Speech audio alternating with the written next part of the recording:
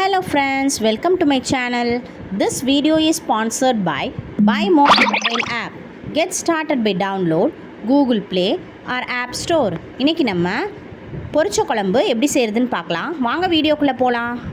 அதுக்கு ஒரு கடாயில கொஞ்சமா ரீஃபைண்ட் ஆயில் ஆட் பண்ணியிருக்கேன். எண்ணெய் நல்லா சூடாகட்டும்.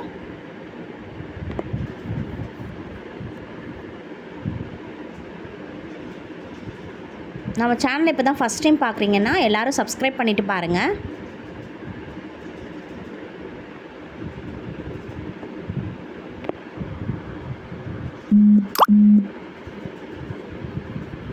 இப்போ நல்லா எண்ணெய் சூடாயிருச்சு. இப்போது ஒரு பிரிஞ்சி இலை, ஒரு சின்ன துண்டு பட்டை, 2 கிராம்பு ஆட் பண்ணிக்கலாம். கொஞ்சமாக சோம்பு ஆட் பண்ணிக்கலாம். ஒரு பெரிய வெங்காயத்தை சின்னதாக நறுக்கி வச்சுருக்கேன், அதையும் உள்ளே சேர்த்துக்கலாம். வெங்காயம் நல்லா பொன்னிறம் ஆகிற வரைக்கும் வதக்கிட்டு 2 மீடியம் சைஸ் தக்காளியை சாப் பண்ணியிருக்கேன், அதையும் உள்ளே சேர்த்துக்கலாம். தக்காளி வதங்கிறதுக்கு கொஞ்சமாக கல்லுப்பு ஆட் பண்ணிக்கலாம். இப்போ கொஞ்சம் தக்காளி வதங்கினதுக்கப்புறம் இன்றைக்கி நான் முருங்கைக்காயும் உருளைக்கிழங்கும் ஆட் பண்ணியிருக்கேன். இது இப்போ கொஞ்சம் நேரம் வதக்கிட்டு மூடி போட்டு கொஞ்சம் நேரம் வேக விடலாம். இப்போது மூடியை திறந்து பார்க்கலாம். இப்போ பாருங்கள், ஓரளவு நல்லா வதங்கியிருக்கு. இப்போ இந்த ஸ்டேஜில் ஒரு அரை டீஸ்பூன் மஞ்சள் தூள் ஆட் பண்ணிக்கலாம்.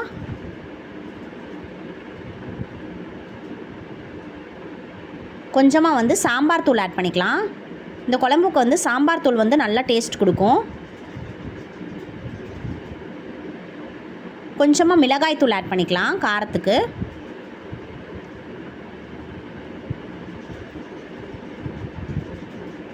மல்லித்தூள் 1 டீஸ்பூன் ஆட் பண்ணிக்கலாம். வீட்டிலேயே அரைச்ச குழம்பு மிளகாய் தூள் 2 டீஸ்பூன் ஆட் பண்ணிக்கலாம்.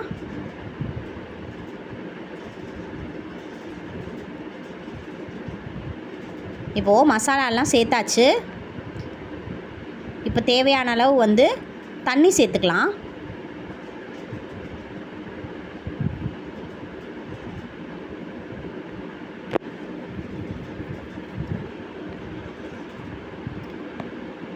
தண்ணி சேர்த்துட்டு நல்லா கலந்து விட்டுக்கலாம். இப்போ நம்ம பேஸ்ட் ரெடி பண்ண போகிறோம்.